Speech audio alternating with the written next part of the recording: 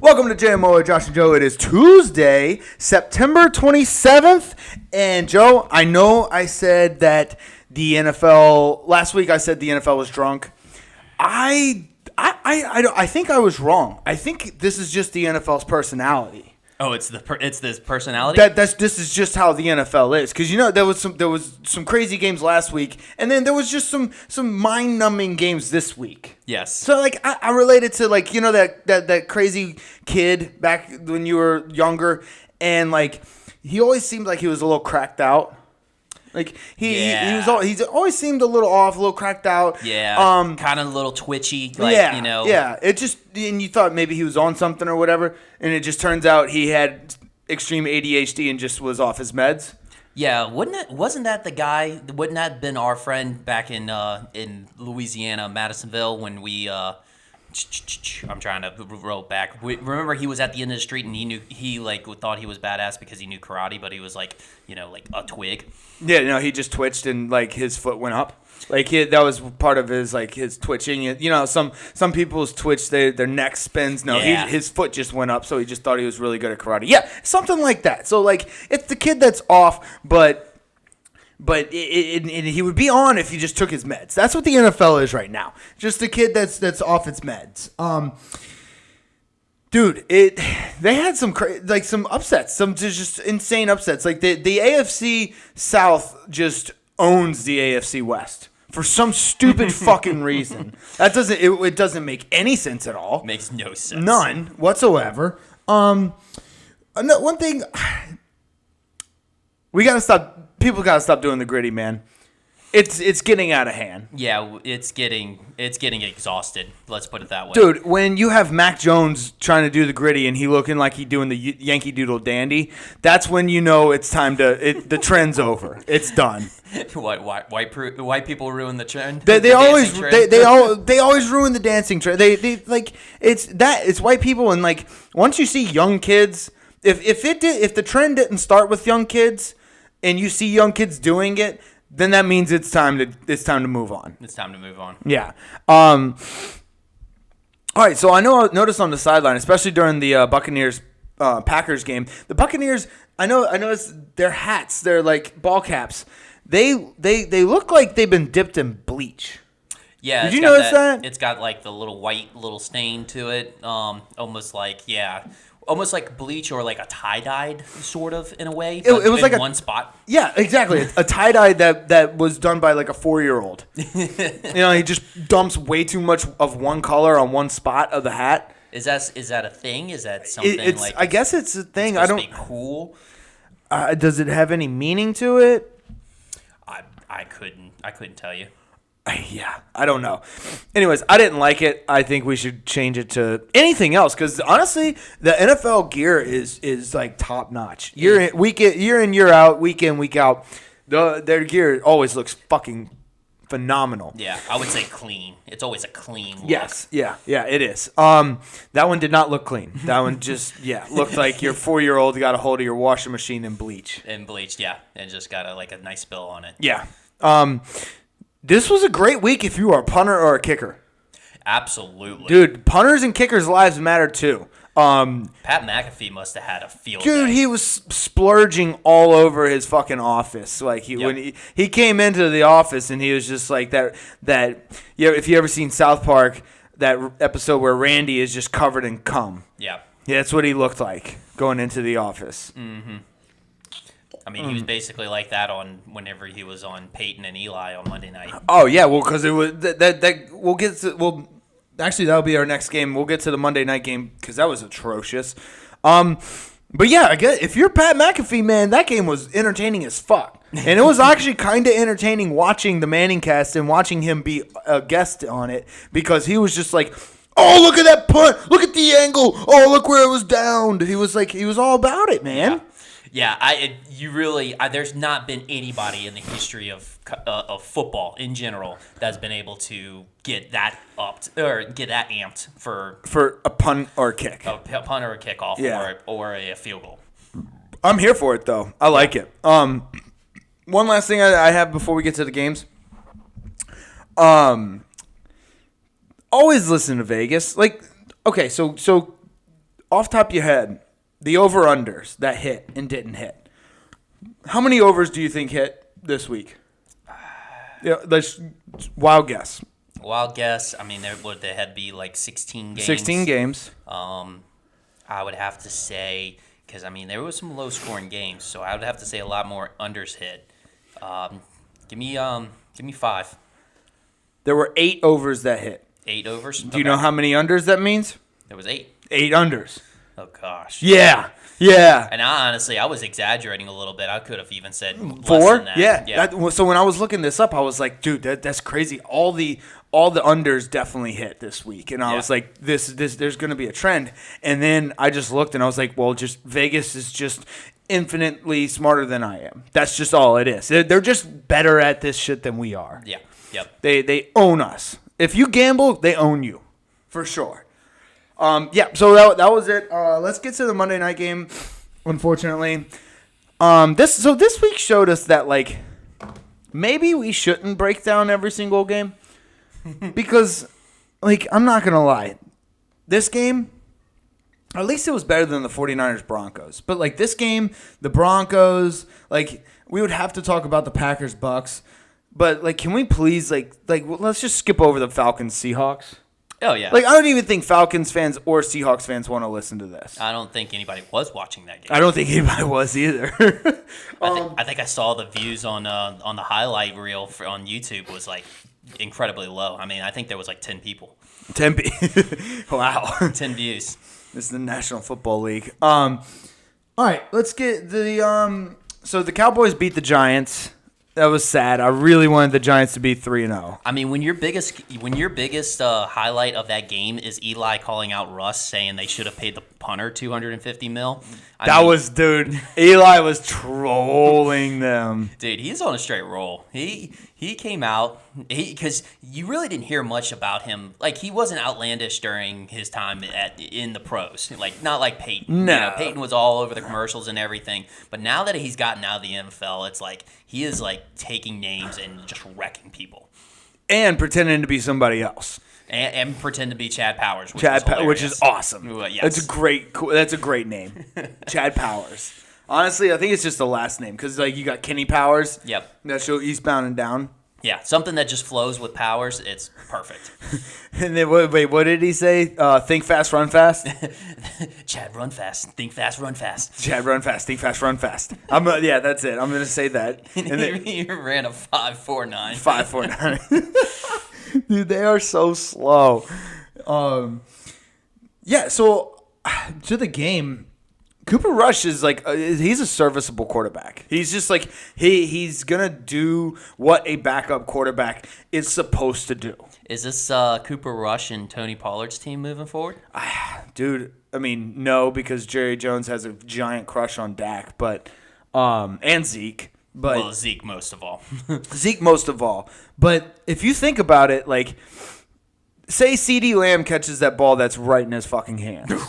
You remember that? It was like right in his fucking hands. And nobody was around him. He wasn't anticipating a hit or anything. Like say he catches that ball. And like maybe 2 other things go Cooper Rush's way. This guy's almost at 300 yards, okay? He won the Cowboys won the game. Yeah. Zeke looked good. Pollard looked really, really good. I think he's 2-0 right now, Cooper Rush. 2-0 as a starter. Yeah, as a starter because he came in for Dak in game 1. Yeah, so as a starter. I mean, because coming in, I mean, yeah, it's great if you get a win, but you weren't preparing with the first string and with the game plan all week. Correct. You basically were just there if you to try to win if it comes in. Right. Then they were also playing the Tampa Bay Buccaneers. Yeah. So, but yeah, I don't know. It's like, it seems like Dak's going to be back next week. Dak is back? Dak is back. Let's put it this way: Saquon Barkley is Saquon Barkley. Oh my gosh, man! I just wish he was on a different team. Because I mean, if you think about it, the Giants basically did what the Giants do. Daniel Jones was 20 of 37 with 196 yards and an interception.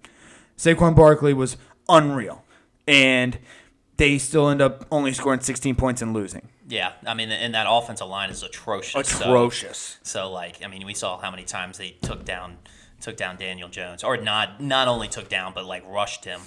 I was about to say, like, he had 5 sacks, but it seemed like he was just running for his life. Oh, I think there was like 22 pressures. Right. Yeah. So actually, that just means like 5 sacks is kind of impressive. Yes. From his point of view. You got anything else on this game? No. All right. Let's quickly get through the Broncos 49ers game because it was 7-5. That's a real score. 7-5 in the fourth quarter. Can we bring back primetime? And I mean, whether it's Deion Sanders or not, I mean, I don't care. But bring back good primetime games. Okay, I agree. And they should be able to flex these games like the day before. Oh, yeah, absolutely. They should be able to flex the games the day of. No, maybe not the day of. But, like, okay, you're a professional football player. You get told Friday evening that your game has been moved from 7:20 to 4 o'clock. Or what is it? I'm going Central Time. So 7:20 to 3:30. Yeah.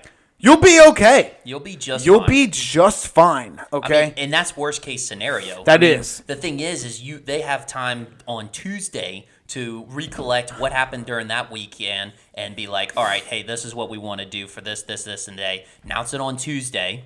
Correct. And then you've got all the time to prepare for whatever timeline it's going to be. Now, Yep. I get it. The Monday night games, those are a little The bit different. Thursday night games and the Monday night games should not be changed. Yeah. I agree with that because that's a whole fucking day. Yes. But if you're just moving the game a couple of hours, big deal. Yeah. Big deal. You'll be okay. This was a very boring game, and I do not blame the Broncos fans for booing. No, I don't blame them either. I mean, shoot, what was it? I mean, both teams. What was it? Jimmy G was 211 yards passing, and Russell Wilson 184 yards passing. Ugh. Yeah, I mean, that's gross. Dude, and, like, I know Jimmy G didn't look great, but he also, like, if you think about it, in the preseason, they weren't showing him anything because they were anticipating him not being on the team. So why would they show somebody who isn't going to be on the team any of their plays? They even talked about that on the broadcast, how he was just working out. Right, he separately. wasn't exactly. So like you got to understand, like Jimmy G basically just got thrown into a new play, not maybe a new playbook, but so the old playbook with different variations. Yeah. Like, obviously, you got a new rookie class. You got all the free agents, so they got to adjust for all that. Mm-hmm. And he didn't play with them. Like, he doesn't know any of it. Jeff Wilson Jr.'s got to hang on to the ball. That was a tough fumble late in the game. Yeah. Tough. Yeah. Real tough. Really tough. But, I also had Eli Manning putting Russ and Denver in a body bag by talking about paying the kicker, but I was gonna save it for this game. But yeah, that was Well, I didn't have any content for the actual Monday night game. So. I didn't have any content for this game. I guess the only thing that I got out of this was Jimmy G stepping out. Yeah. Of the end Okay. zone. This is I was gonna get to this last, but yeah, that was the big story, and just because Dan Orlovsky tried to actually, I think he unintentionally tried to steal the spotlight because his back of the end zone was way worse. Oh, way worse. He was taking a nice little stroll down the sideline, and Jared Allen is just sitting there like, yo, what the fuck is this? Like he was about to pounce on him too because they weren't calling the play. Yeah, they weren't even calling it, but. Sorry, Orlovsky. There's no freedom here. They you don't get it. No, yours is exponentially worse than Jimmy G. Jimmy G's heel stepped out. You ran out. You completely ran out. But yeah, no, I think that was maybe getting a little bit of some exposure a little bit too, because Twitter did end up going off after that. That's what I'm saying. Like I think Orlovsky did that on purpose. It was a marketing tool. It was. There's no such thing as bad media. Yes. Like once people who are trying to get famous or just trying to get any type of media attention, like understand that, your career will blow up. But yeah, it was kind of funny. Like, yeah. You got anything else? 49ers went 1 for 10 on third down. Ew. Gross. And they only lost by 1. They only lost by 1. The Broncos are trash. They're a hot mess. Dude, the AFC West, like, on paper was supposed to be the best fucking division in the game. Yeah. And now they just look like a big dumpster fire. Yeah. Like the cheese sauce to the Colts, like Patrick Mahomes and Eric Bieniemy, we'll get to that. They're feuding. The fucking Titans beat the Raiders. We'll get to all of these, but like it's not looking great. It's not looking like what it looked on paper. Well, like what we thought at the beginning. That's why we play the games. That's why you play the games any given Sunday, baby. All right, you got anything else? That's about it. All right, 49ers lose to the Broncos 10 to 11. Mm-hmm. Good. That's a weird score. All right, let's go to the Packers versus Bucks. This is the most underwhelming game of the fucking week. That is what everybody says. I think this is actually the way the game should have ended up. And here's why. Both of those defenses are top 5 defenses. They're nasty. They are disgusting. And so after week 1, I was starting to get a little nervous about the Vikings because I picked the Green Bay Packers to win the AFC North and go to the NFC Championship game. I got a little nervous when the Vikings came out hot and the Green Bay Packers came out slow. But I also reminded myself that that's how the Green Bay Packers play. That's how they play. Now, I'm okay with it. I think it if it works out to where I think the Eagles and the Packers could be in the NFC Championship game. Obviously if it works out that way, but I think the Packers are going to the NFC Championship game. The Rodgers will only get better, and that defense is absolutely fucking nasty. If you look at their schedule, after this Buccaneers game, they have a very easy schedule. I glanced through it before, so I don't know all the specifics on it, but their schedule looks really, really good. Well, first of all, they played Detroit twice, they played Chicago twice, and they've already beaten Chicago. So there you go. And the Vikings don't look good. The Vikings aren't good, and especially with Dalvin Cook looking like he's on his way out. They gave us a tease on the first week. They did, yeah. The Vikings are just they're basically what you would. So if you were to take Kirk Cousins and make him into a team, that would be the Vikings, and he just happens to be the quarterback of that team. Yeah. This is their schedule right here. So next they play Patriots at home, Giants at home, Jets at home. They go at the Commanders. They do have a game against the Bills, so that'll be a tough one. They got at Lions. Yeah, but that'll be on primetime, and Aaron Rodgers does great at primetime. And then Cowboys, Titans, and then they got the Eagles. So there's 2 games. There's 2 games that are a really, really seriously hey, this will be really tough. The rest... Well, the first 5 you rattled off are all wins. Yeah. And then, in between the Bills and the Eagles, there's, a couple of decent games in there. Maybe the Cowboys, but that depends on if, Dak stays healthy. I don't think. Lions maybe play them tough because that's Dan how Campbell. they do it. That's a Dan Campbell team. Yeah. Yeah. Again, I'm definitely very, very comfortable with my picks about the Green Bay Packers. So, some people said that they were saying that Brady didn't have any receivers to throw to, which is true. 3 of them were Mike Evans, Godwin, and Julio were out, but neither does Rodgers. Yeah, neither does Rodgers. He's starting to get some development with Romeo Doubs. Right. Romeo Doubs is a rookie. He is a rookie. So but he does wear 87. So Jordy. Yep. Jordy. Let's go. Rodgers can see 87 best. He can see 87 best. So you notice that it's already accumulating and developing into a connection. I think it is. Oh, that's a good idea. If you want to catch Rodgers' attention, just wear Greg Jennings' number or wear Jordy Nelson's number or somebody that he liked in the past. Donald Driver, 80. 80. Yes. It's not about skin color or facial recognition. It's all about the number. That's what Aaron Rodgers notices, and that's all he throws to. Yes. And that's why he's so frustrated because none of these fucking receivers' numbers are anything that he recognizes. No. So he's just who the fuck do I throw to? I don't see 87. I don't see 80. I don't see 88. Number 13? What?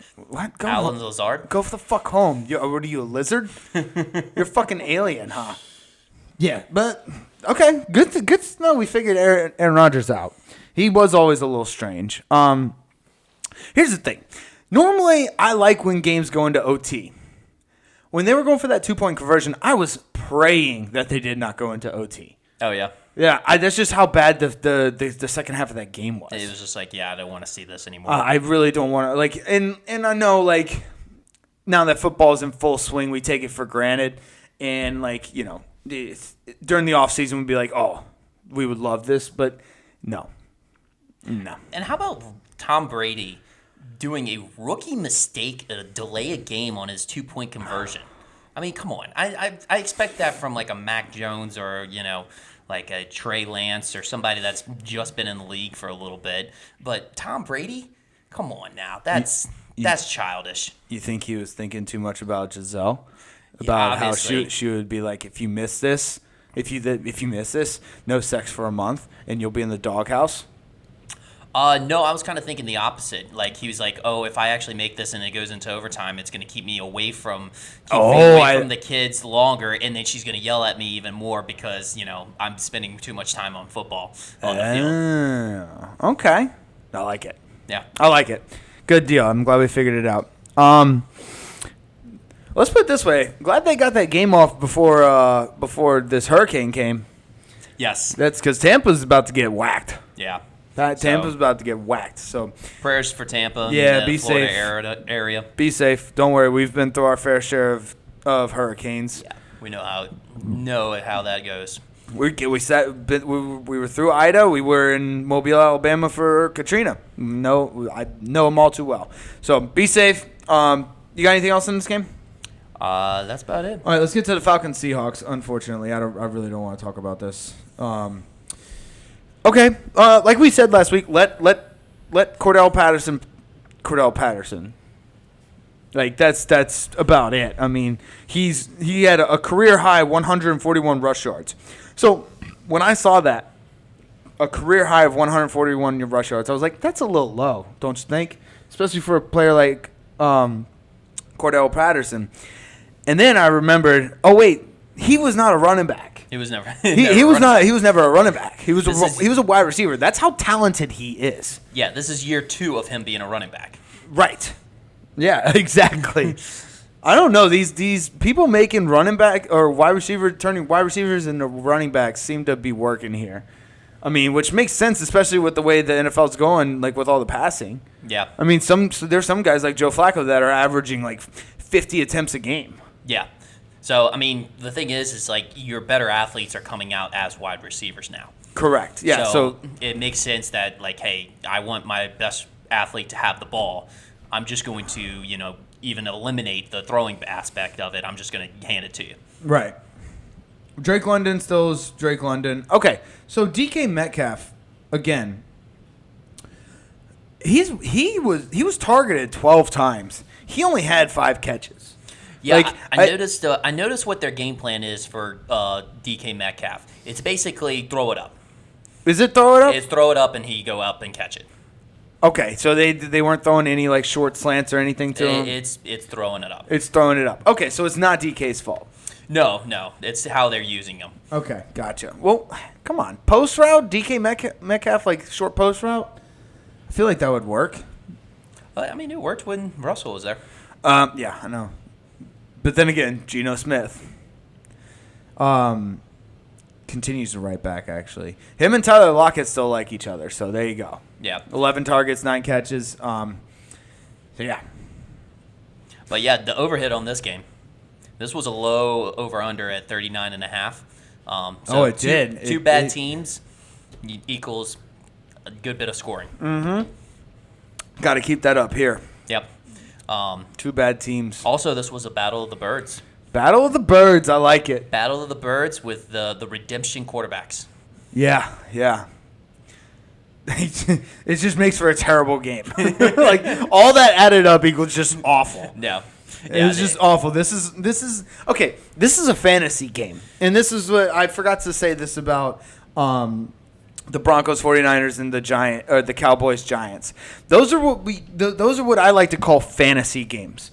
There are zero interest from anybody, including most of the people that are fans of said teams.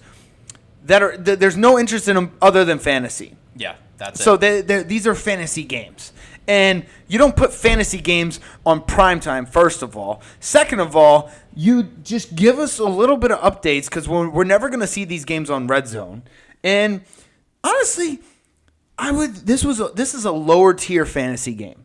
Lower tier, yeah. Yeah, because what? They got Kyle Pitts, Drake London, and then maybe some people have Tyler Lockett, everybody has Cordell Patterson, and then you got maybe Tyler Lockett and DK Metcalf. And I don't even think people are starting DK Metcalf. Yeah, not even at this point. That's it. That's it. What else? I mean, like, what else are you doing? Nobody's starting Marcus Mariota unless you're in a 2-quarterback league. This is a low tier fantasy game, and that's how you know it's bad. Yeah. No, it was definitely not one. Yeah, I mean, I can sugarcoat it and caption it all I want, but it's still shit. Mm-hmm.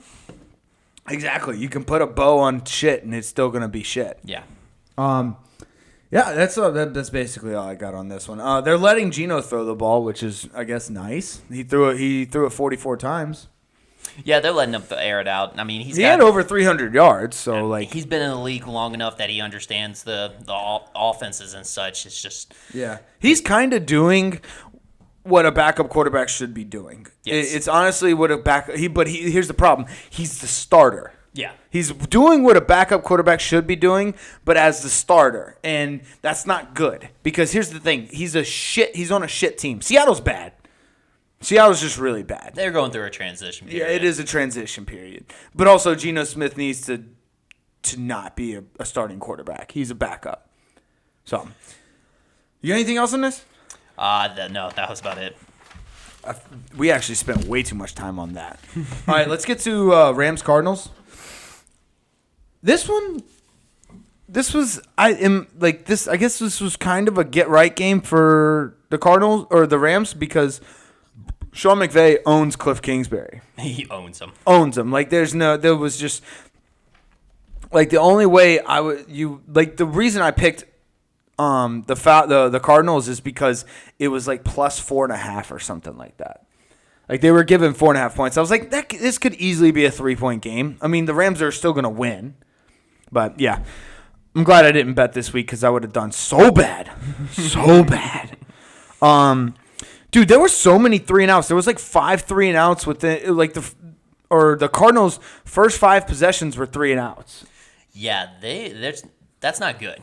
That's not good, especially at this time of the season. I mean, we can understand it if it's, the last 5 games of the season. But right. The first 5 games of the season, they're in trouble. Well, the Call of Duty beta version came out, right? It did. So that I don't know. That could be but Kyler looked so great not great, but he looked so good last week. Like he was running around everything. Nobody could catch him. Now he didn't do terrible until he actually got close to the red zone. This game, it's like whenever he got to the red zone, it was like a little too hot. Yeah, he threw the ball almost 60 times, dude. Okay. I think NFL teams will finally understand this. Don't get away from the run. Like, the run is there for a reason. Like, and it's been used for a reason. Like, I get it. People are trying to transition over to, like, the West Coast offense and throw the ball more. But the running game opens up the passing game. You have to understand that you're going to have to run the ball in order to be successful in this league. Like, unless you're the Bills. No, even if you're the Bills, they just lost. And Josh Allen was throwing over about 60 attempts a game. Like he can't. Josh Allen. That was a picture perfect game that Josh Allen can't do it all. He can't do it all, and we'll get to that game because that was the funniest game of the fucking weekend. That was. But you have to establish a running game. Like as much as you may hate running backs, it's an integral part of the game. It's an essential part of the game. Yeah. So speaking of run, did you see that Cooper Kupp sick? Oh, it was so cool. I think that was sold. That was actually done really good by Matthew Stafford because he handed that ball off at the last second. Really? Yeah. I mean, it almost looks like Cooper Kupp had already passed him, but he was still handing the ball off to him. So I mean, I could see why the defense got tricked out by that one. Yeah. Well, this is another great example of. Just utilize you need to run the ball, but utilize your best player on the field to run the ball. Yep.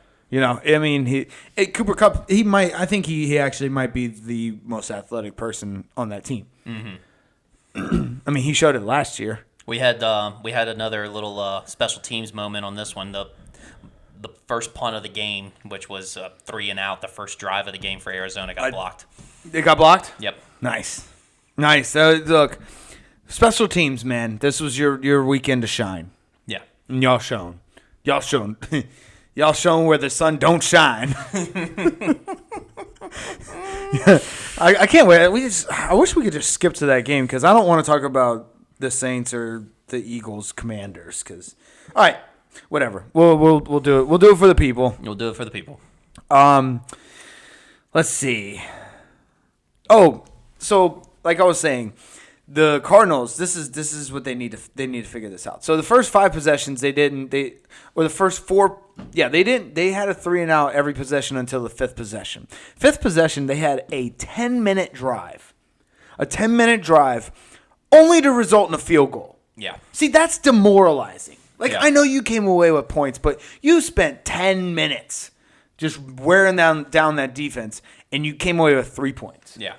It's tough. That is true. It's very tough whenever you do a drive like that because that's a good drive. That's perfect. That's ideally what you want. You give your defense a rest. You wear down the defense. Yeah. But like in all actuality, it almost becomes a win for the defense because it's like, wow, after all that, we still held them. Exactly. And not only that, you expect your offense to at least keep up, not expect them to put up 4 field goals. Because like there was two of those drives, two of the 4 drives that resulted in field goals. Well, all of them did, but 2 of those 4 drives were basically those long ass drives where they ate up clock, they gained momentum, and then boom, they got stopped at 4th down and they had to go for a field goal. Yep. It's tough. All right, you got anything else on this one? Nah, that's about it. Cool. Let's get to the Jaguars Chargers. Okay, this is one of the games where I was just like, okay, the NFL I think is just it's sure we can call it drunk, but I think there's a bigger problem than it just being drunk. This is just how they are. Cuz holy hell. Yeah. What? Jaguars Chargers. Let me tell you, all right, ladies and gentlemen. The Jaguars beat the Chargers 38-10. I'm going to repeat that. The Jacksonville Jaguars beat the LA Chargers 38-10. And I was looking for whenever I was like, going through this game, I was like, all right, there had to be some turnovers, some costly turnovers, that maybe some picks that Justin Herbert, since he's hurt right now, playing through an injury, had maybe went for a touchdown and something like that. Maybe defense scored some. No. They just put a whooping on them. The Jaguars, it was a whooping. They mollywopped them. Yeah. I mean, the game was, let's put it this way, it was 16-10 with 3 in the third quarter with 11 minutes left to go in the third quarter, and it was just everything else from there. All Jags. All Jags. Dude, okay. Maybe Trevor Lawrence is pretty good. He looks comfortable in the Good, pocket. he does. Now, the only problem is he couldn't pump me up to have sex with the sure thing. So, like, have you seen him? Did we talk about this last week? I don't think we have. Okay, so there's a clip of Trevor Lawrence trying to pump his guys up, and he's like, "Hey man, yeah, let's go. Let's get out there. Let's do it." Yeah, bro, you couldn't pump me up to have sex. Like, dude, give me some fire. Well, if he keeps doing stuff like this, I don't think it will matter. Like 28, 39, 262 yards, and 3 tutties. Here's the thing. Urban Meyer kind of destroyed Trevor Lawrence last year. Yeah. Along we with can all agree with that. Yeah, along with the kicker, because he kicked the kicker and embarrassed Shad Khan and pretty much the entire organization. Yeah. And violated that poor girl by sticking his finger up her booty hole. Very much so. Yeah. But so I guess last year was Urban Meyer. But hey, again, Urban Meyer to Alaska, or to Nebraska. Alaska. Yeah, let's just deport that guy to Alaska. Do they even have a college? University of Alaska? Juneau. It would have to be in Juneau, right? It would have to be. That's the only city I know of in Alaska. It would have to be the Grizzly Bears as far as the mascot goes. Yeah, the mascot would have to be it would have to be the Grizzly Bears, or we can do the Polar Bears. Or the Polar Bears. I mean, there are probably no polar bears there, but I mean, nobody knows that. Nobody. outside of Alaska goes to Alaska. So Yeah. So, I mean, basically, yeah. yeah, they're the polar bears. Nice. Anyways, let's get back to the game. Where's Chargers running game at? I don't know, man. I'm not sure. Let's put it this way: they didn't get the Chargers, the high flying, prolific offense did not get a first down until midway through the second quarter. A single first down until midway through the second quarter. They were like the Arizona Cardinals. The Arizona Cardinals didn't get a first down till the second quarter. Yeah, but at least, like, Arizona really doesn't have an excuse, but at least Chargers were like, okay, hey, Justin Herbert was a little banged up. He was uncomfortable in the pocket. You could tell. You could tell. It just wasn't. It was an off game for him. He probably shouldn't have played, but no. James Robinson, dog. Straight up dog. Dog check. James Robinson. Bro, because that was the thing. When it was 16-10, it was James Robinson that broke that open. Yes. He had himself that dog of a run. Dog. I have notes here that says he's not built for the whole season. And I know this because I had him last year. And if you look at the last 6 games last year, not very good. James Robinson? So the first half of the season, he was awesome. The second half of the season, not so great. If you go look at this, I looked at the stats last year, and I had him last year in my fantasy team. Not very great second half of the year. What I'm saying is, you buy low on ETN right now. This is me trying to be a stockbroker. You buy low on ETN right now, and you start him the second half of the season because James Robinson is going to get tired and worn down. He's a dog right now, but he will turn into a puppy later. Do you think that ETN is maybe like the solution? Maybe he takes a little bit of weight off of the running game for the first half of the season. Maybe helps with the stamina. Maybe. But I like your. Because he did have 13 carries and James Robinson had 17. But I just think James Robinson because he goes balls to the wall every single down, and so that will eventually wear you out. I like that pick. I like that pick. So. It's based off of evidence. Yes. So if you want to get ETN, I'd trade for him now because you could probably trade like a backup quarterback. Numbers don't lie. Not a backup quarterback, but a backup running back for him. So, let's see. You got anything else? That's about it on this one. All right. Yeah. So again, let me repeat this. The Jaguars mollywopped the Chargers 38-10. Let that set in. All right. I don't really want to talk about this next game. It was honestly some of the most it was probably 4 of the most miserable hours I've had in quite a few years. Yeah, especially the second half. The Saints versus the Panthers. Oh, I thought you were talking about the Eagles. No. Yeah, we'll get to that one too because that was miserable as well.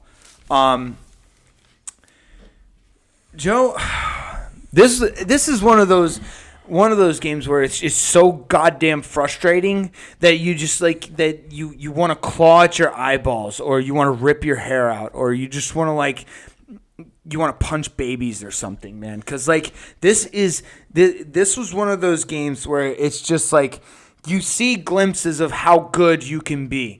And you see, except the rest of the game, all you see is just Jameis Winston making stupid fucking throws. He's airmailing it or underthrowing it.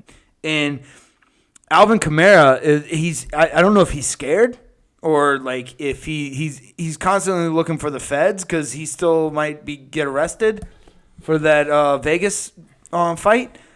Or what? I don't know what it is. The Saints just don't look like anything I pictured them to look like. And I'm trying to defend them, and I'm tired of defending them because it's just like last week I had to defend Jameis. This week, I don't. I mean, he's funny. He's a funny guy. Yeah, but I don't think funny wins games. No, it doesn't. Last time I checked. Yeah, no, this was stressful. I mean, I'm already thinking about. I I'm kind of getting myself back into like when I was watching that game. Like I'm getting into that same mood. Yes, just thinking about it. I agree. Like my blood just started boiling when I saw what game was next. Like I was cool. I made my peace with it, and then now I'm fucking furious again. We got to spend zone this. Oh, hey, Chris Olave, he's a G. Chris Olave. Olave is a motherfucking G. He had his breakout game. 9 catches for 147 yards. Yes. We have a solid fucking core of receivers right now. Yeah, you just got to get somebody to throw the ball to him. And then also, I mean, I kind of put the blame on, like, Pete Carmichael, the offensive coordinator. I mean, I think the offense is bland. Yeah, it is. It's not creative, and like I just don't understand how you sit behind, Sean Payton, one of the greatest offensive minds out there, for 12 seasons and not pick up any of the creativeness. I think it might be a little Dennis Allen. Well, Dennis Allen's trying to be the big dick and be like, "Hey, this is my team," and then Pete Carmichael's like, "Hey, yo, I know what I'm fucking doing here." It could be that. You're very right about that. I mean, but if that's the case, he needs to just do what Sean Payton did and be like, "Hey, I got the offense. You take care of the defense." Yes, and yes, absolutely. And he needs to do the same thing, but opposite. We should. Reverse. You know what? You know how Bill Belichick doesn't have an offensive coordinator or a defensive coordinator? Mm-hmm. We should just not have a head coach.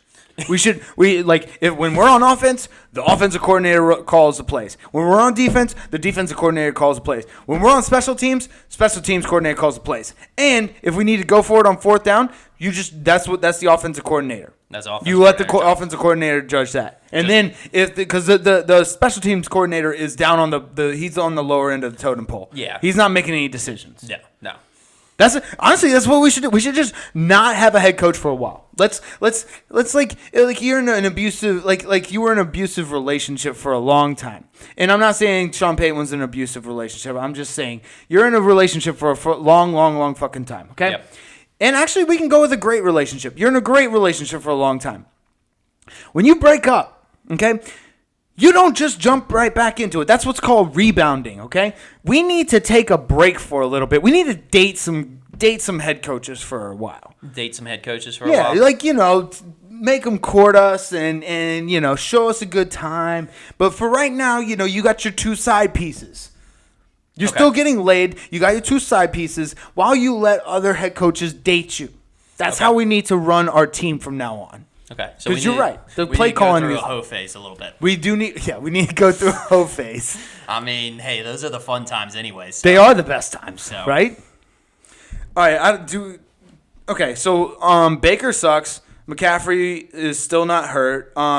0 credit to the other team. No, Carolina did not win. No. Fuck that. 0 credit to the other team. Carolina still sucks. Yeah, they are still hot garbage. They get 0 credit for this win. I give all the credit for their win to the Saints. Yep. So this should have essentially been a tie. Yeah, it should have been a tie. It's a tie. Okay, good. Do you want to talk about this game anymore? I don't want to. All right. Not at all. Eagles Commanders. Another game that just don't want to talk about. Well, we could talk about one thing.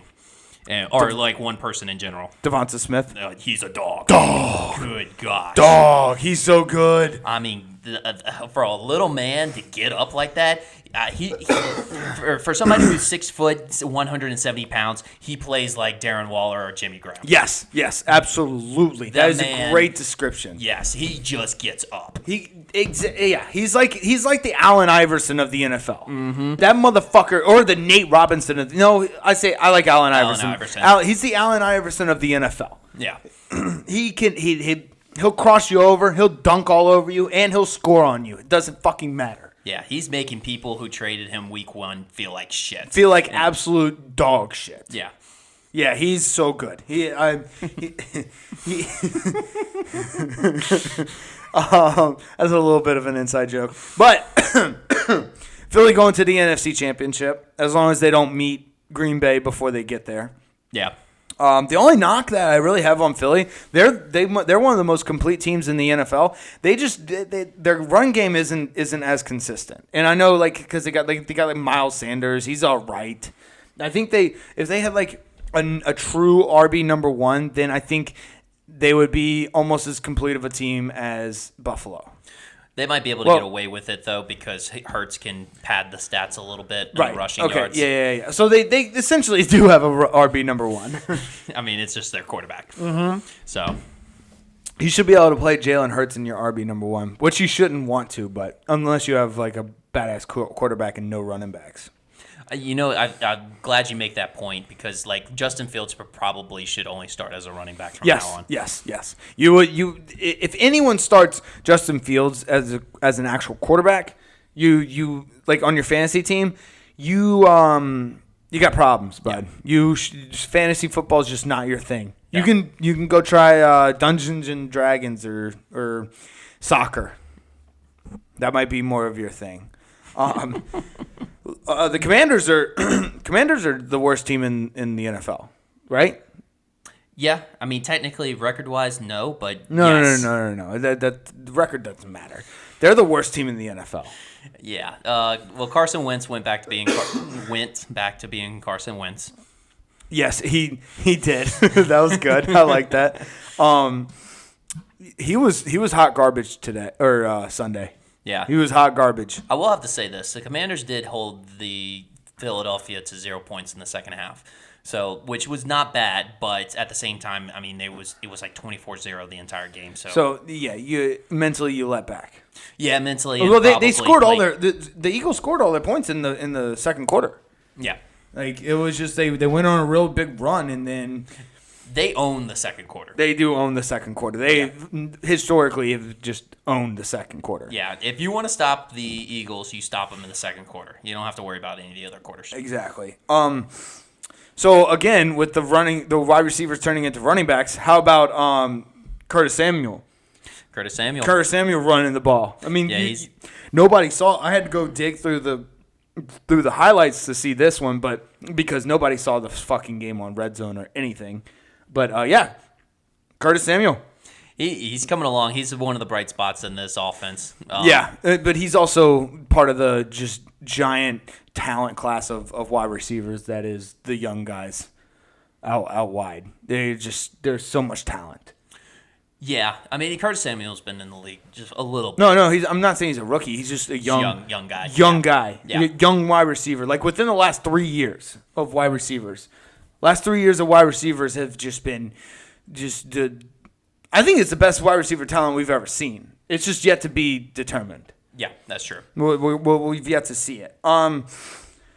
Let's see. Yeah, I don't have anything else. That's about it. Yeah, I don't know. That was good enough for that. Bengals Jets. Let's see. This was a Bengals get right game. This is what the Bengals are supposed to look like. They needed a nice easy team to kind of grease the chains a little bit and get the tires rolling. There's nothing hungrier than a 0-2 team. Yes, especially an 0-2 team quarterbacked by Joe Burrow. Because that motherfucker just does not stop. Dog. Yeah. 23-36, 3 touchdowns, 75 yards. 275 yards. Are the Jets squeezing what's left out of Joe Flacco? I mean, it's literally been 52 attempts, 44 attempts, and 59 attempts in his 3 games. Bro, it's just like the Star Wars meme of what's-his-face just going, more! Yeah. That's what Robert Salah is doing right now. Yeah. He's just, more! More Flacco. But Coach, I already threw 40 attempts. More! Coach, I already threw 50 attempts. More! You do realize I'm like 35 years old. Exactly. This game was never really close. The Bengals are kind of in control the whole game. I guess the one bright spot for the Jets is they get Zach Wilson back next week. Yep. I don't know if that's a bright spot, but yeah, I think the Jets fans are convincing themselves that it is a bright spot. Well, it's a bright spot for all Cougar watchers out there. Yes, that is true. Yeah. All the Cougars are going to be very interested in this game. Yeah. Good for the NFL too, though, because they get a whole new demographic. Yeah. I don't think there are a few Cougars I know of that do watch it, but for the most part, they just there for the party, the hors d'oeuvres, and seeking out those nice, supple young gentlemen. Yes, that are playing on the field. I'm very surprised that he didn't get the commercial deal that Dak Prescott did for the DirecTV. The one that mashes the football and the Real Housewives. Yes, that would have been. That would have been way more appropriate. Yes. Yeah, But what advertisement was that I think for? it was DirecTV. DirecTV. Yeah, they dropped the ball on that one. Dropped the ball big time. Yeah, because shit, that whoever the one that tackled Dak Prescott, I don't watch what is it, Desperate Housewives or Real Housewives? Real Housewives. Yeah, I don't watch that show, but she's hot. So yeah, they dropped the ball on that one. Yeah. Yeah, the only thing else I have is Tyler Boyd looking real nice. Yeah, Tyler Boyd looking real nice these days. Yeah, he's reminding people he's on the Bengals still. Yeah, and T. Higgins. Yeah, Higgins had a nice grab. Well, I'm just saying, like, you know, he's always been there. For he a has while, been. Yes, and you're then right. T. Higgins kind of overshadowed him a little bit, and now Jamar Chase overshadowed him. He just has to remind everybody every now and then. You know, a quick little reminder. Hey, I'm still here. Yeah, I'm still here. Oh, you got anything else? Nope. All right. I think Breece Hall might be back. Not back, but he's here. He's here. He's not back. He's here. Yeah. He's here. Okay. Let's see. We got the Ravens Patriots. The Ravens are really good. That's basically what you get out of this game. This is another game that I didn't really want to talk about. I guess the one question I have for you: do you hit the panic button if you're a Pats fan? Not really. I mean, Mac Jones looked like he was in a lot of pain. He was crying. Oh, as far as the injury goes. Okay, Well, no. I'm talking about combined. So the injury and how the Patriots have been playing. Is Bill Belichick washed up? No. Nah. I don't think so. I'm just wondering. Because like it's getting to the point where it's just like Mac Jones kind of showed promise, but he's also like he does those like bonehead plays where you're just like, doy. Like, what are you doing? Yeah. So I mean, the thing is like he's always been an aggressive quarterback. So if they can just settle him down and get him a little bit more calmed down, whereas like Tom Brady was more of a conservative quarterback that turned into like a more of aggressive quarterback. So I don't know. I'm not ready to write them off yet because it seems like every time I write Belichick off, he comes back. Yeah, it's hard to write a Bill Belichick. Actually, that's probably Belichick's strategy right now. He's like, I got to get so low to the point they're going to write off a 6-time Super Bowl champion head coach, and then that's when I become an underdog, and that's whenever I win. So this is all a big Bill Belichick strategy. He's scheming. Yes, for sure.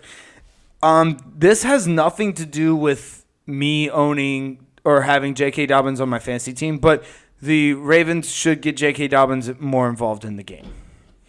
Yeah, I mean, it's also tough coming back from an ACL injury. I completely lied. It has everything to do with having J.K. Dobbins on my team. I'll admit it. Yeah. This is one of those teams that I don't give a fuck about other than fantasy. Like the Ravens, they're in the AFC. They're like I'm an NFC guy. They're in the AFC. Like, I got some friends who are Browns fans. I've got some friends who are Pittsburgh fans, and I love Joe Burrow.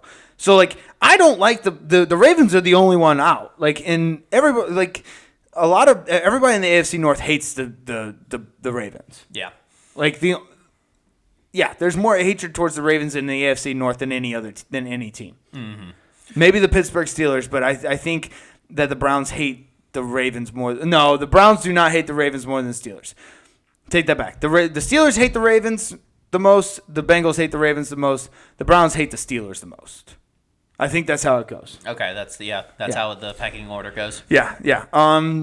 Last thing I have is, well, two things. Mark Andrews, dog. Straight dog. One-handed catch. Oh, so good. Sick. It's just like, dude, when they get into the red zone or like maybe like the 15 or 10 yard line it's either going to be a Lamar Jackson run for a touchdown or a Mark Andrews catch for a touchdown. Yeah. Like you can count on that like 50 to 60% of the time. Yeah. I mean, it's their strengths, and so that makes sense. Yeah. So like, I don't know why teams just don't zero in. Like you double spy Lamar Jackson and double team Mark Andrews. And then everybody else is single coverage. Why not?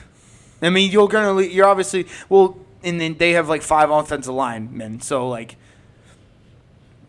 they'll have one guy, but you're taking away half of their touchdowns or their touchdown making or ability making. I don't know.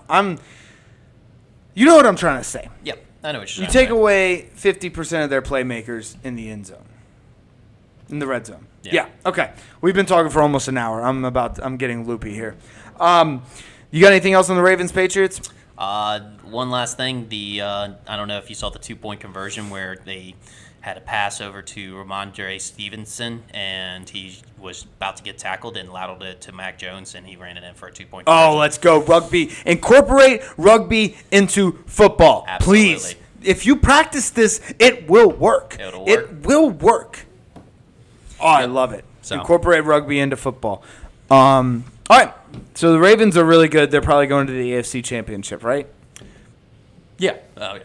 Yeah. Look, here's the thing. I would not mind a Ravens Bills or a Ravens Chiefs AFC Championship game. There's a lot of people that will be vying for that. Yeah. For that spot. Like the AFC is loaded. They're loaded. Loaded. All right. Let's get to the Lions Vikings. Let's. How does this keep happening to the Lions? Bro, if you're just a Lions fan, man, like it's. Did y'all do something to like Mercury's been in retrograde for a while now, like, so I guess you can blame it on that one. I'm not gonna even ask you how you know that, but I keep up with these funny pages, and I love how it helps me.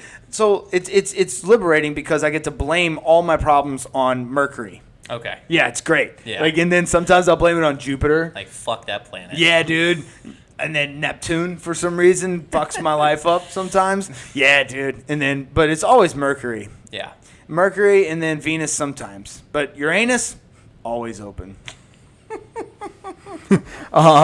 Anyways, let's see. Dude, the Lions had it, bro. They had it. The Lions had it. I don't know what, dude. This was the most Kirk Cousins game of all time. Yes. It was the most Kirk Cousins. It's the most suburban dad game. Like, that's just, I don't know. One thing I noticed, both of these backup running backs are looking nice. Yes. They are, for fantasy purposes, they are Jamal- definitely looking very nice. Jamal Williams, back up to DeAndre Swift, and Antoine Mattinson back up to Dalvin Cook. Both of those starting running backs are looking a little bit injured, a little bit tweaked up, and the backups are looking good. Yes, they're primed, ready to go. Yes. I mean, if you are both of those backups, you basically, that's what you're thinking. You're like, okay, I'm just waiting for my opportunity, and it will come. Yeah, absolutely. And it's not a question of if, it's when. Yes, I think one of our people in our fantasy league spelled it or put it best in the acronym AHM. Always have Mattinson. Always have Mattinson. Which, coincidentally is actually his initials as well. So AHM. Alexander Harold Mattinson. Nice. I did not know that. That's not his. Okay. Bro, if that was you, that's one of those things you could throw out there, and people, I myself included, would believe, and we would just take your word for it. We'd be like, you know what? He's probably right, and I'm not gonna go look up what Mattinson's fucking middle name is. We'll just edit it to where it actually says it. Yeah. Let's see. My one question I had. Dan Campbell's cry count. Oh, what was his cry count? Like, just for this game or for the season? Just for this game. Just for this game? Come on, he had to have cried several times in the second half. Yeah, I would have to say, let's say 7. All right, 7 was the Dan Campbell cry count. Yeah. All right, cool. Anything else? Yeah, there was a sick play by the fullback CJ Ham, who went absolute ham on this juke move where he juked two defenders at once. Oh, a fullback, dude! A fullback juked? Fullback juke. Yeah. Oh man, those are like spotting a unicorn. And the fact that his last name is Ham. Ham. Yeah. I knew you were gonna have fun with that. Yes, exactly. You have to. Anything else? That's about it. Okay, let's get to my favorite fucking game. Which should have been primetime. Should have been primetime, 100%. Imagine if we saw the butt punt on primetime. Oh gosh. Imagine. I don't think the world would have been able to handle it. No, I don't. I think our brains would have literally exploded. I think the internet would have shut down for a little bit. Yeah, Twitterverse definitely would have shut down. Twitter would have shut down for a little bit. Yeah. So let's get to it. Yeah. Where do we start on this game? Because there's so many things that happen. Should we start at the? Let's start at the end. Let's start at the end, and then we'll make our way back to the beginning. Okay. And then maybe some middle parts, and then get back into the end. Okay. All right. But we're gonna start at the end. Okay. All right. Let's start at the rear end. Actually, Trent Sherfield will need a colonoscopy for sure. Yes. Right? Yes. Like that's definitely going to be needed. He might be gay after this week. He might be. If he comes out of the closet, like, I would not be surprised. It was his coming out party? It might have been his coming out party. He might have told Thomas Morstead, "Hey, listen, you got to show I can't do this on my own. You have to help me out here." Yeah. You know what? I really had a good joke for this one, but is that it? yeah, that was it. Oh man, you're already a dad without kids. Dad jokes for days. For days. Oh man, okay. So like that's gonna be. Here's the thing. I kind of I like Miami. I have a couple friends that are big time Miami fans. I wish they would have lost that game. Yeah. That butt punt would have been so much more magical if they had just lost that game. I would have loved the fact if it went through the uprights, it would have been like a field goal for the other team. Yeah, that should have counted for 5 points. That could have been a safety and a field goal. Yeah, I mean, I feel like Jim Harbaugh knows the rules on that. Jim probably, he definitely does. He knows the rules for sure. That went straight. And here's the thing: I was looking. I don't think Thomas Morstead's foot hit his butt. I think it was just all ball. It was all balls. All balls. Do you think it tapped his ball sack? Dude, you have an entire football go into your anus. You're not just hitting the anus and the gooch. You're hitting some balls. Maybe, but I don't know the trajectory of the balls, the way it hit off. I don't know, because I think if it went a little bit lower, that we might be talking a touchdown rather than a safety. That's true. So if it would have hit the balls, it would have been a touchdown. But the reason why it just went straight up the crack. It went straight up the crack. Oh, okay. He had a credit card swipe on that one. He credit card swiped the ball. Got it. And so that ended up safety. Okay. Got to be safe sex. Safe sex. It was a safety, so. It was a safety. I mean, I'm just saying. Shit. All right. Well, that was fun. I don't know, man. I kind of want to keep. No, never mind. All right, let's get to the next part of this game, and I love how the top two things that came out of this game are not even a part of they are a part of the game, but they're not very important parts of the game. Ken Dorsey needs anger management. Bro, his reaction after the time expired, before they could actually get the field goal unit out or get the spike off. Yeah, that was crazy. Definitely a Madden rage quitter. Madden rage quit. Yes. That's the real life version of a Madden rage quit. Yes. And yes, I'm talking about Madden rage quitters as a video game. Yes. So, but here's the thing. I a lot of people were like, "Oh, he overreacted. He did this, that." No. I completely understand. Yeah. I completely understand. I have gotten that mad before. I have broken a TV before. I have punched holes in walls. I have thrown things on the ground. There are countless things I have done that because football has pissed me off to that extent. I've actually gotten that mad at Madden before. Yes. During Madden. Yes.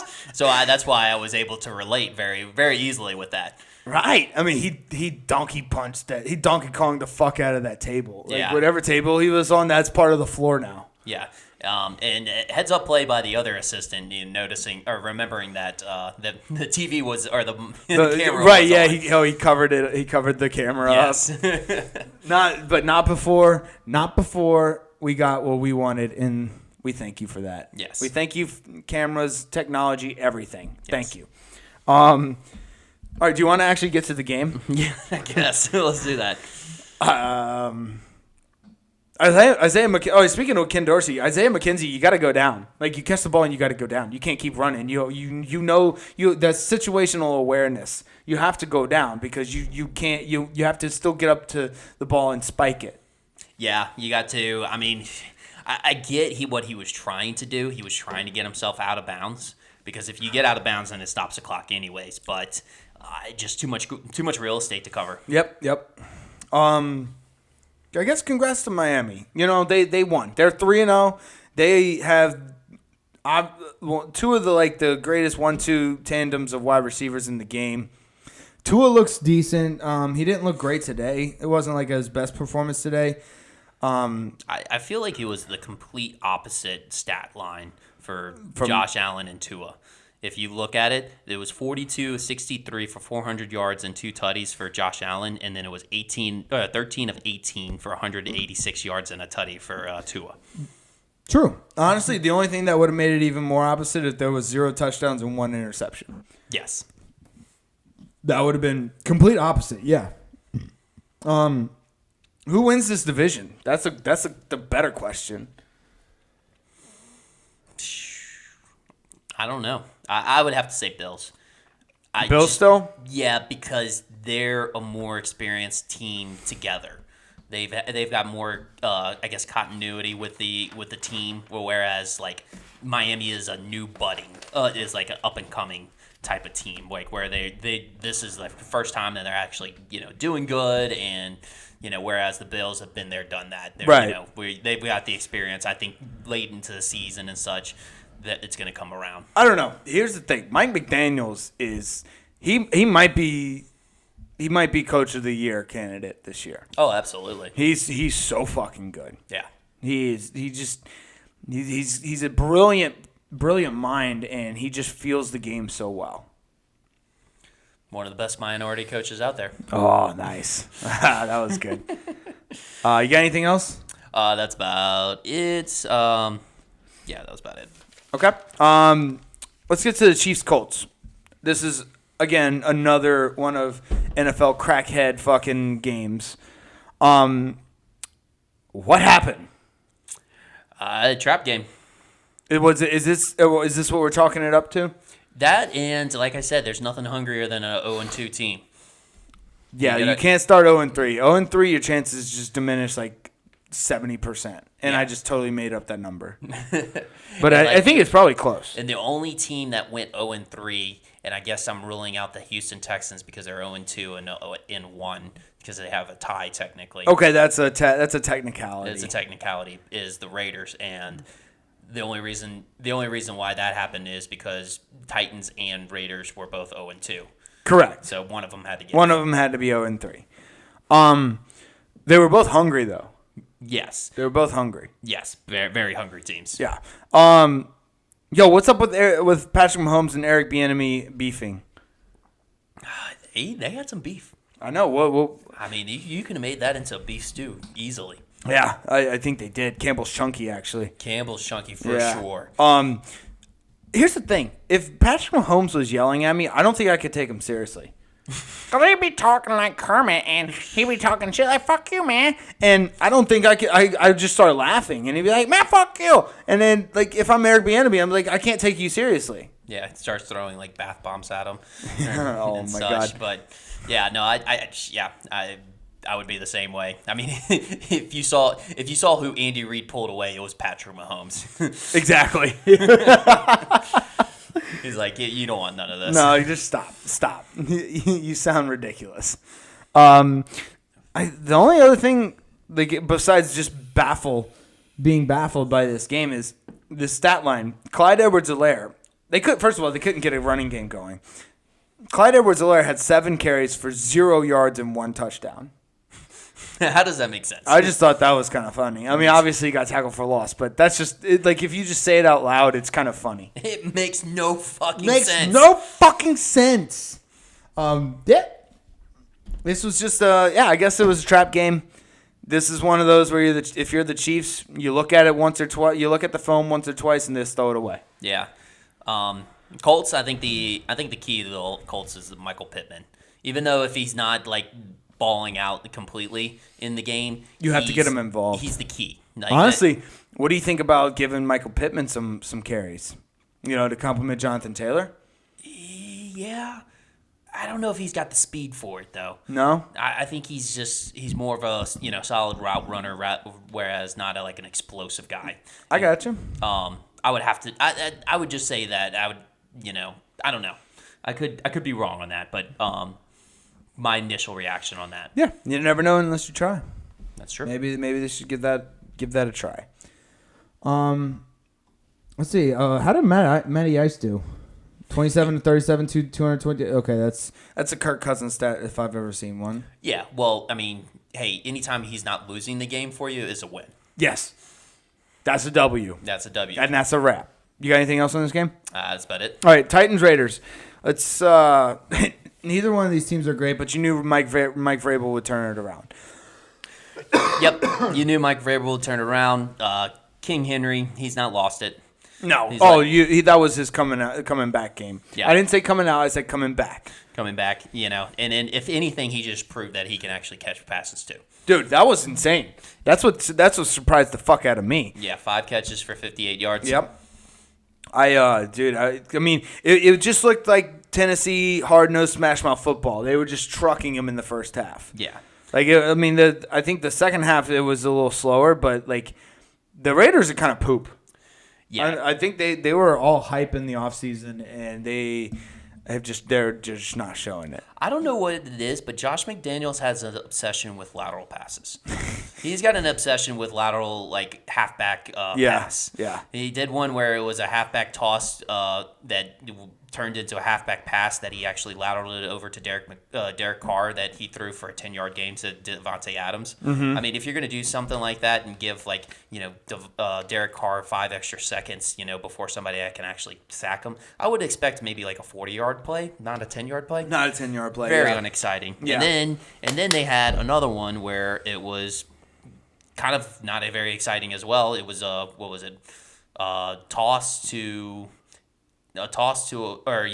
lateral screen pass to a wide receiver who tossed it to the other side of the field for a screen pass to a running back. Oh, awesome. Yeah, so that's awesome. Yeah, that's exactly what you want to see. Yeah. I mean, I guess we give them props for trying to be rugby-ish, but it takes too long to develop. You can't go across the field for a lateral. Yeah, it's way too long to develop. The defense is like, what the fuck are they doing? And they're like, okay, I'm just gonna run to the football because this isn't faking me out. Yeah. So I don't know. This was part of the AFC South dominating the AFC West. Yes. Yeah, this was one of those games. This was the last game, actually. The only other game, actually, unless you have any more on this one. The only thing is, I think the Robert Woods is exactly what the Titans need. Yes, I agree. That was good performance for him. Huge performance. But that was about it. But yeah, this good segue. Texans versus Bears. The only reason why this AFC South team lost is because they're the fucking Texans. How the Bears? Okay. This is another game. Okay, next week we're gonna pick and choose games because this is a game I don't want to talk about, and nobody wants to listen to us talk about them. Well, let's not talk about it.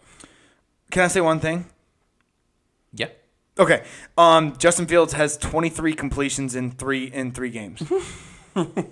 Joe Flacco in a total of one game. The first game had 37. So it's just a countdown to Justin Fields. When will Justin Fields equal Joe Flacco's game one total completion count? Yeah. That's it. And then Khalil Herbert bursted out on the scene, 157 yards and 2 tutties. Does Montgomery get that starting job back? Oh, I don't know.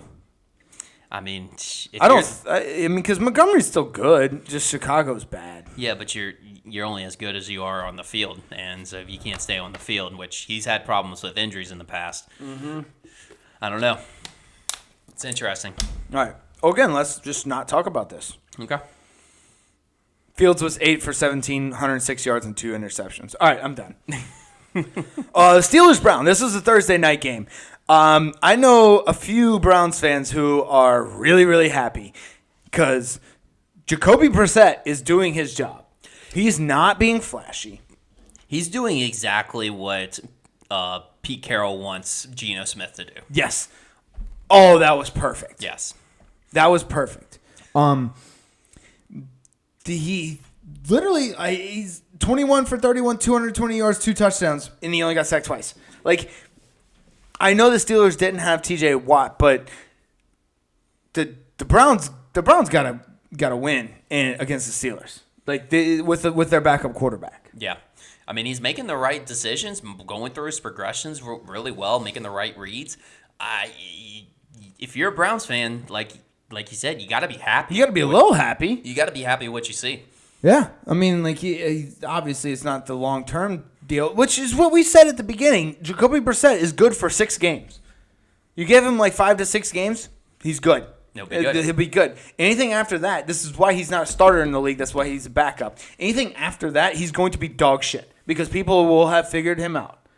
Like, I think everybody advances a little bit year to year. They change a little bit year to year. Once you figure out Jacoby's change from year to year, he's easy to figure out. He'll be easy to game plan for. My thing is I really want to see this, and this would be a perfect Browns moment if that, he, let's say, goes 6-5, maybe 7-4, if they're lucky, and then, or I don't know, maybe he's only going to play 10 games. I don't know when the bye week is, but let's put it this way. Okay. Let's say Deshaun Watson comes back, and then they start sucking.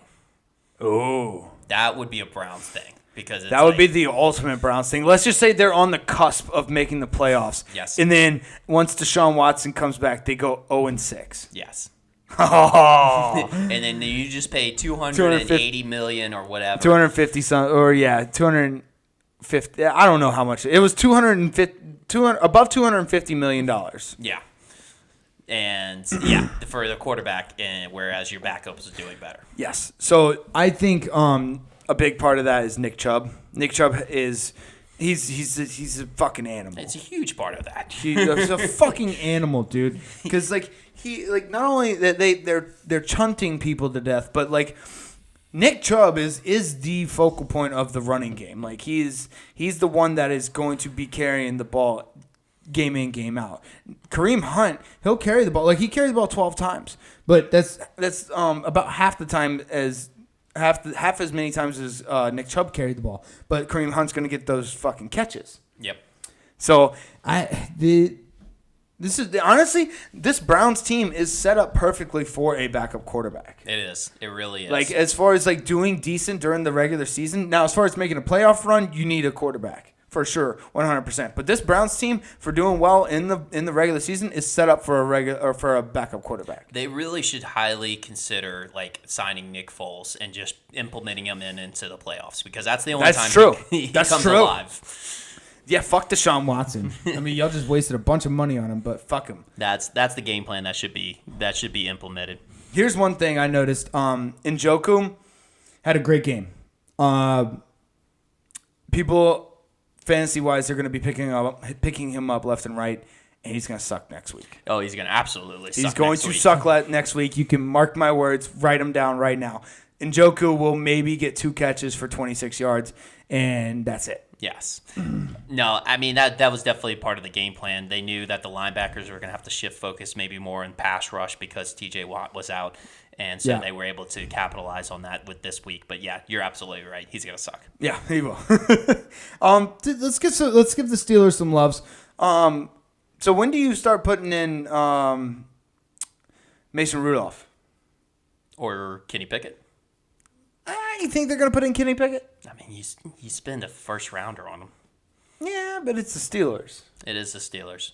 It's the Steelers. I can see Tomlin being like, okay, we're gonna go with Rudolph first. Yeah, I think that's with his red nose and everything. Yeah, he does have a kind of a red face when it gets cold. Yeah, his nose gets a little red. Yep, Rudolph the red-nosed reindeer. It kind of shines a little bit. Yeah, the stupid fucking hair. Deontay Johnson's still a dog. He's fucking good. Deontay Johnson. That's what I meant. He's fucking amazing. We have to talk about George Pickens though. I was about to say, George Pickens had his OBJ moment. He did have his OBJ moment, and I think like we've both said this multiple times on this show. He's got the talent. He's got the talent to be a top. He had the talent to be a top 15 wide receiver selected in the draft. It was his attitude, obviously. Yep. So the fact that he made this play is absolutely incredible. It's like you said, it's OBJ-esque, but I'm kind of like not surprised almost. Like I'm like, this is exactly what I expected from. Not exactly, but this is close to what I expected from George Pickens. Yeah. Like remember with that preseason catch in the corner of the end zone, that toe touch. Yep. Like I think we're gonna get more and more of those type of plays from George Pickens, and I can't fucking wait. I think this was the start of it because I mean that was what OBJ was in his first year. That was his coming out and then he was a household name. I think we're gonna start seeing that. I don't it wasn't quite as dynamic as far as like on the big screen and like I don't know like. Well, here's my thing. He wasn't there was a defender there, but OBJ was getting yanked down. It was clearly a foul. And it was very, very close to the sideline. He was going towards the sideline, and he still brought it in for a touchdown. Yes. So, yeah, no, it wasn't exactly, like I said, it's not exactly on that level, but as far as, like, making a name for himself in this league, I think it brought him up there. Let's put it this way. When you look at both of their hands on the ball, it's almost like they caught it the same way with like the same 3 or 4 fingers. Yes. It was the fingertip grab, and with the really arched back. Mm-hmm. It's the back that gets arched when like you're going to have sex with the girl and you go to pull off their panties and they arch their back. Yes. That's for some weird reason that's where my brain went with it. I see. And so, but it's the best feeling when the girl arches their back and and they just slide off. They slide right off. Yeah. Yeah. So, all right, let's move on. Do you have anything else on this game? Yeah, that last Cleveland touchdown cost me money. Oh, yeah, it cost you a lot of money, huh? Yeah, it cost me some money. That was stupid because that shouldn't have happened. No, it shouldn't have. I'm going to puff this real quick. Yeah, cool down. All right. Well, yeah, those are all the games, and of course, like I said multiple times during the show, I'm not going to. We're not going to recap every single game. You know what? Actually, we're going to, but some of the recaps are going to be just one-word recaps or one-phrase recaps. Yeah, just something to summarize. Sum it up in like one phrase or one word. Yeah, I like that because we got to talk about it, but like again. I don't want to spend a lot of time on the Texans-Bears. No, nobody wants to hear that. Nobody wants to hear about the 49ers-Broncos game. Nobody wants to hear about the Falcons-Seahawks. Exactly. So there's just going to be certain games where it's going to be a one-word / one phrase, maybe one sentence summary. Yeah. Like, y'all suck. Y'all suck. Or, hey, y'all good. We all good. We all good. Pain everywhere. That would have been my summary for the Saints fucking game. Yes, pain. Pain. Just pain everywhere. My back is broken. It's spinal.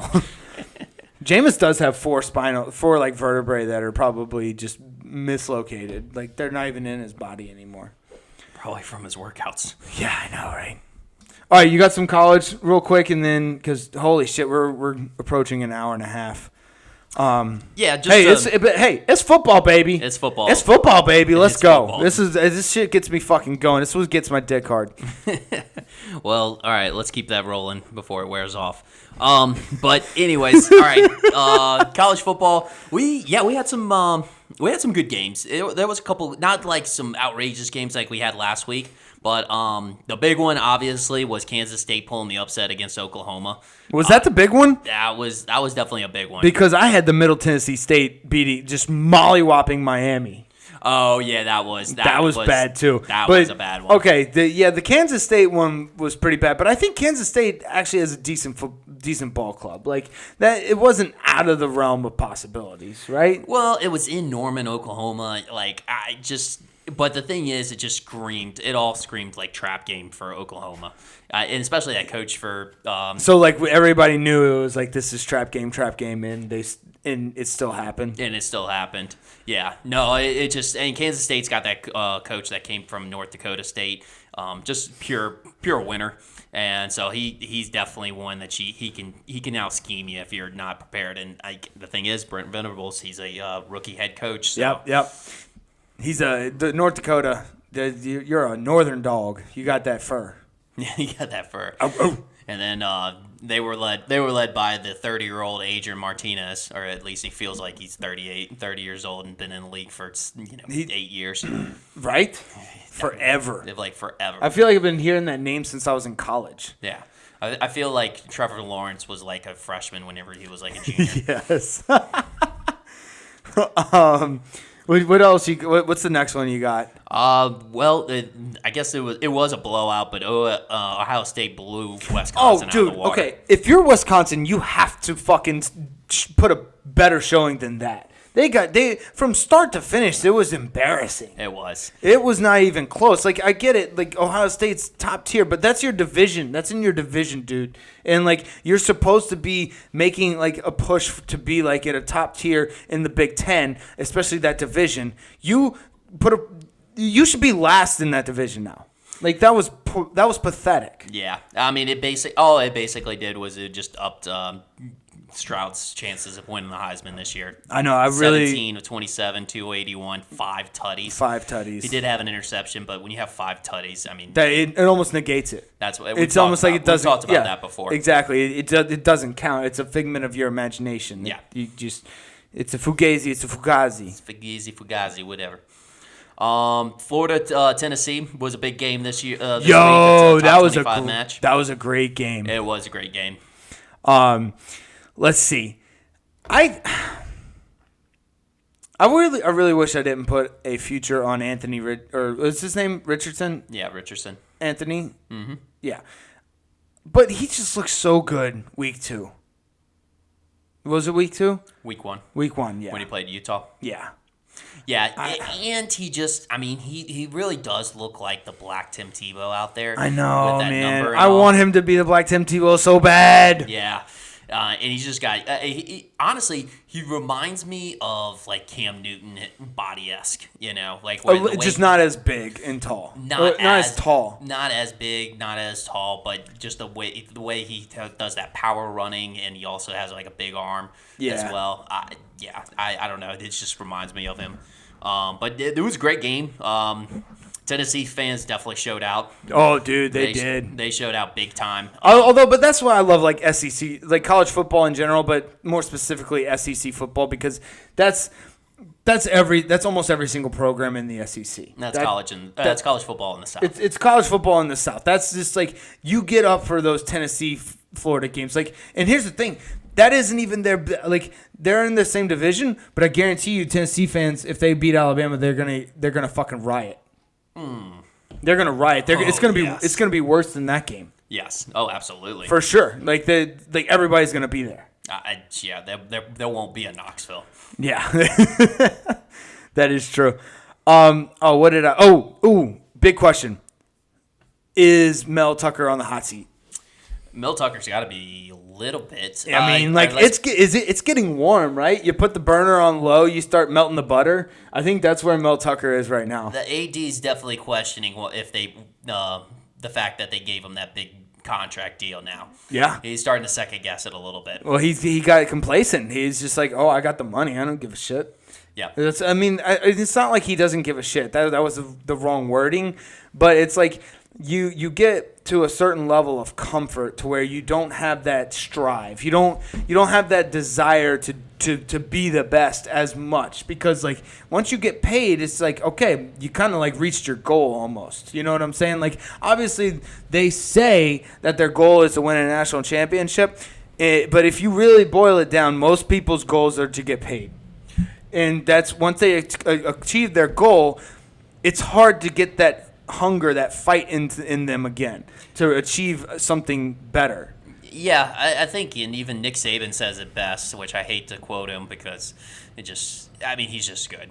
But he said it best as far as it's not the hard part of getting to the top. It's the hard part of actually staying at the top.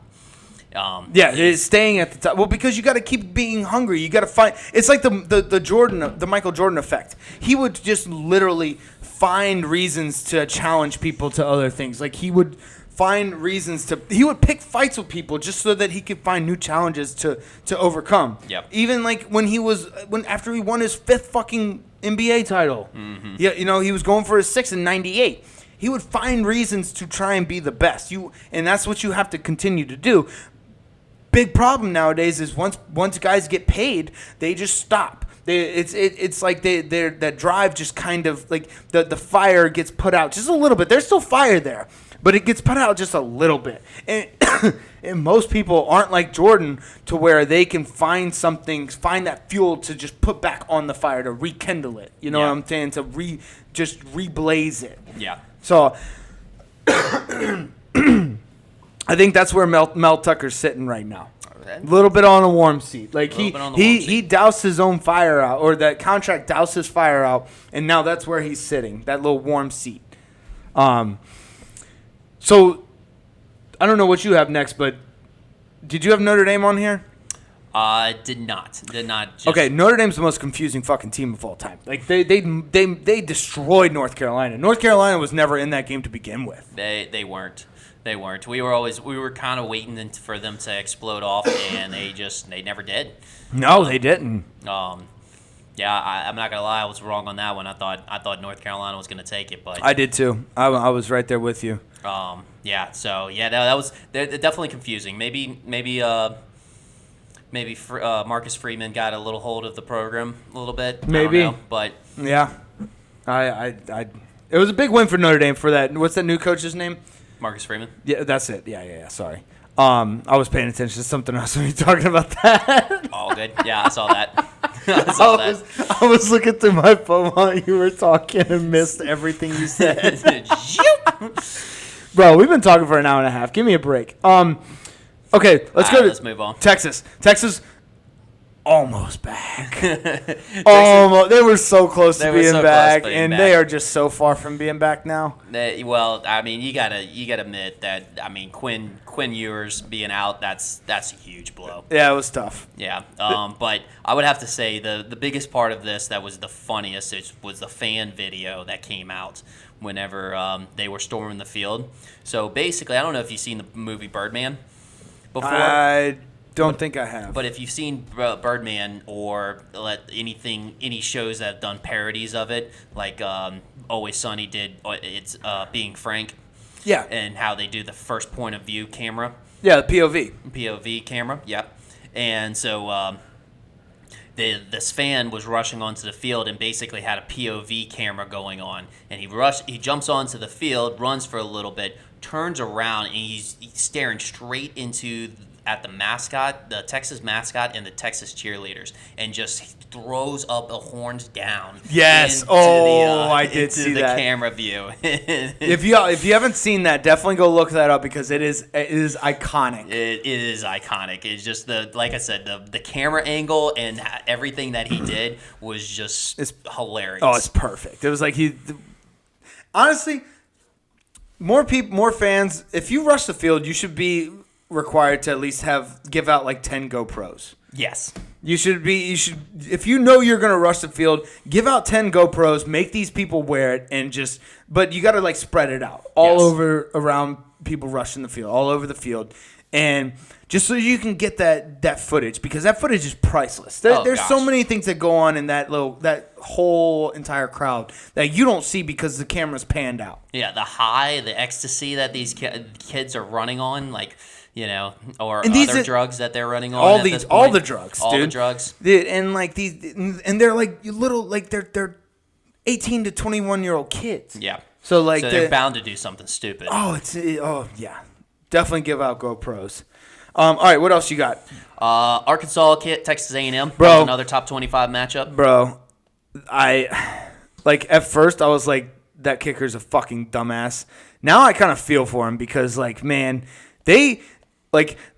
Arkansas had natty aspirations this season. Like, they were going for the natty. No, big time. They were going for the natty, and that one crushed them.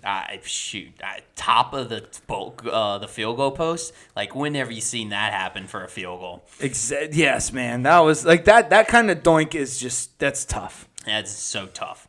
Because it's not like it would hit the crossbar where it was barely trying to get in. It was like, I mean, that had some good distance, and it just hit. It had plenty of distance. I mean, if it goes a little bit higher and goes over, that field goal's good. Yeah. Oh yeah. Absolutely. Yeah, because they have to count it if it goes over the upright, right? Yeah. Yeah. It's like tie goes to the runner. Little rugby play. Arkansas was in the red zone, and Texas A&M forced a fumble, and the defender started running back. He was about to get tackled, and his player comes right behind him, rugby lateral, and takes it to the house. Let's go. Bring rugby to football, baby. Yep. Love it. Other games that went on, Auburn versus Missouri. That was kind of interesting because Missouri did not want that game whatsoever. No, they tried to lose that game so bad. The thicker kicker. The thicker kicker, that yeah. they call him. That needs to be a thing. Yes, missed a field goal that would have won it.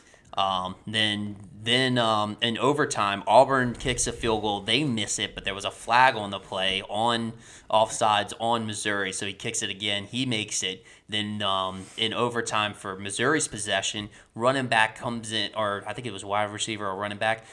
I think it was run play, and he runs it, basically walking into the end zone and stretches his arms out and fumbles the ball, going into it, and just literally gave the game to Auburn. It was like they didn't want it. They didn't want it. They got a gift and they gave it back. Yeah, they're just like fucking idiots. Yeah. All right, are you done with that one? Yeah. Okay, one more before we get to the LSU game. Did you see anything about the James Madison Appalachian State game? No, I did not. Okay, so the final score was 28-32. James Madison won 32 and they beat Appalachian State 32-28. Do you want to know what the score was at one point in that game? What was it? Appalachian State 28, James Madison 3. Holy cow! It's the most deadly score in all of football. 28-3. It's a cursed score now. It's the cursed score. 28-3 is the cursed score. That is insane. That's wild. Ridiculous. Wild, dude. Atlanta Falcons fans are just like crying to themselves right now. Like they cringe every time they cringe. 28-3, and so will Appalachian State. Yeah, but App State, we still expect an upset every year. Yeah. Or what if James Madison is the new App State? Ooh, maybe that was their coming out party, the Freaky Friday kind of effect. Yeah, dude. 28-3. Yeah, because they're the same caliber teams. The Freaky Friday. Ooh, the Freaky Friday college game. I like it. Yes, that's good. All right, you want to get to the LSU game? Yep. Lastly, the LSU game. They played New Mexico Lobos. Lobos. Yeah, I think that's equivalent of a hobo.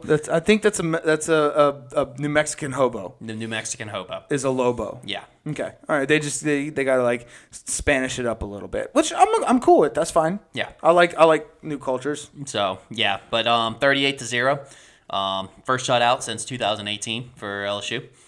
I didn't know that. Yep. We didn't have a shutout all of 2019. Nope. Defense wasn't our strong point that year. Well, I mean, we didn't need to be. But I just figured that, like, one of those rinky-dink teams we had to have shut out. I guess not. Nope. Since 2018. Okay, that's good to know. I didn't know that. Yeah. I don't know. I didn't really get to watch the game. I watched the highlights. LSU seemed to look pretty solid. Like, I mean, I don't know what you got to say about it, but needless to say, the defense looks really, really good.